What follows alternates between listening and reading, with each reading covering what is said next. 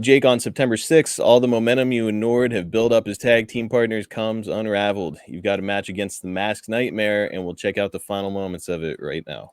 He's putting something in his mask. He has loaded that foreign object into the mask, and he pounds Jake the Snake with it. Jake the Snake going limp, but he's still on his feet. 3 times he hit Jake. He held him up there. Mask. There's no doubt about it. He's got something in that mask. Here comes Eddie Gilbert. You can hear Eddie Gilbert protesting to the official. He has something in his mask. Jake Roberts has been lacerated, ladies and gentlemen, from those headbutts. And now look. The Nightmare is handing that foreign object back to Sir Oliver Humperdinck. Whatever it was, it's going to be hard for Carl Fergie to find out about it at this point in time. A key move on the part of the Nightmare. He has really got Jake the Snake Roberts in a deep, deep predicament. Well, Eddie Gilbert, the former manager of the Nightmare, until he was fired and Humperdinck replaced him. He knows the strategy. DDT! It's the DDT, and the fans are going wild. Jake the Snake with the lateral press. 2 and 3, yeah! The people are standing. Roberts, he came back and he's severely lacerated, and he's going for the mask. Jim, he knows there was something in that mask. He took it off! He got it!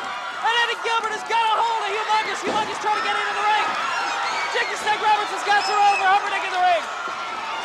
Here comes Humongous. He's coming over that top rope. Jake the Snake throws the Nightmare out. Here comes the Barbarian. Yes, sir! Now the sides are even. This is what they've been waiting for. These two big monsters staring each other down. Humperdinck was brought to the ring. They're standing. Jake the Snake has got the score even now, but Humperdinck motioning towards Jake the Snake. What's happened? What is happening? The Barbarian is attacking his team partner. The Barbarian, Humongous, there goes the referee. Humperdinck is instructing them to do what they're doing. That motherfucker, the Barbarian. I got fucked again, man. Fucked again. The Barbarian turns on you. Yeah, that was bad. You know why that was bad? Why? Because I got to wrestle him now.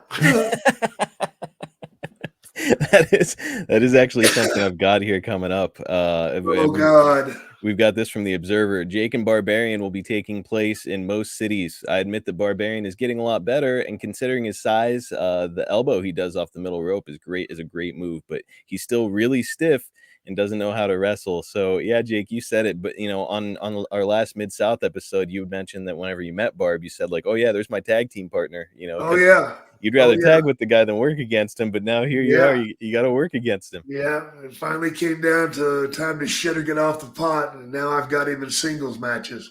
And I'll tell you, it went a lot better than I thought it would. Really?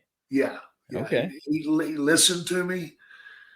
He only done shit when I told him to do shit, you know. And but the matches were pretty damn good. That's awesome, man. Not what I was expecting to hear. I thought you were gonna say like, "Oh yeah, he would beat the shit out of me out there." No. Well, he got me a few times, but that's just to be expected. Sure. So do you feel like, you know, I know that when he come in and started tag teaming with you, you were schooling him up every time you guys were out there and kind of letting him have big chunks of the match. Do you feel like by the time you and he got to these singles matches, like, okay, he's learned enough, at least about me, that we can work well together? Yeah. He had picked up enough, man, and you know, his shit looked good too, so that didn't hurt. Looked good because it was real. Yeah, exactly. Did you let him hit you with that elbow drop? Oh yeah. Oh Lord Almighty! One time. How many ribs did he get? None. You just give him the accordion effect. You know, the other kind of peculiar part of this is the decision to split you and Barb up. Like, you guys, it's not like, yes, you are mostly over, and that DDT is the hottest finish in all of wrestling, but like, people are starting to support Barb too, especially, I mean, we saw him there in the ring with Lord Humongous, and the fans got really excited to see those two ready to square off, and now you guys are splitting up. What did you think of this choice? I thought it was perfect. Really? Yeah. It was the perfect time. Wow. Okay. Why is that? Well, they had already split us as a tag team. You got Barb going after Butch Reed. So that leaves me out. Mm-hmm. And you got this Lord Humongous coming in. He's going to be the X factor. That's what you're really looking for. Right. That's where the big money's at. So with Barbarian, it's going to be a transition thing where I get over on Barbarian. I got you. Therefore, I'm strong enough to face Lord Humongous. Lord Humongous. So that's what it was for.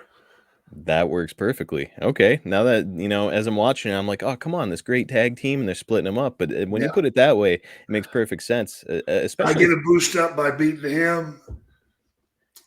He gets a boost over to Butch Reed because we've already started shooting that. Mm-hmm. So he's busy, I'm busy, and we're going to get dizzy. And especially, we know where this is going with you and Lord Humongous, all that great stuff with the mask, and so we'll be covering that here coming up on the podcast. But all right, I'm feeling better about this now that I'm talking, because as I'm watching back, this is the first time I've seen a lot of this Mid-South stuff. So I'm getting invested in the storyline. I'm like, oh, what the fuck are they doing here? They're splitting up this awesome tag team. So okay, there's a reason coming together. Well, look, Nord is absolutely massive here. He's got a great physique. And Jake, I think after nearly 40 years, we're probably safe to spill the beans. Jake, did you ever see John Nord using steroids to keep his body in that kind of condition? Never saw it. Are you kayfabing me? I always close my eyes. Hey, so you can answer people honestly if you close your eyes. Yes. Nope, never saw it. Never saw it.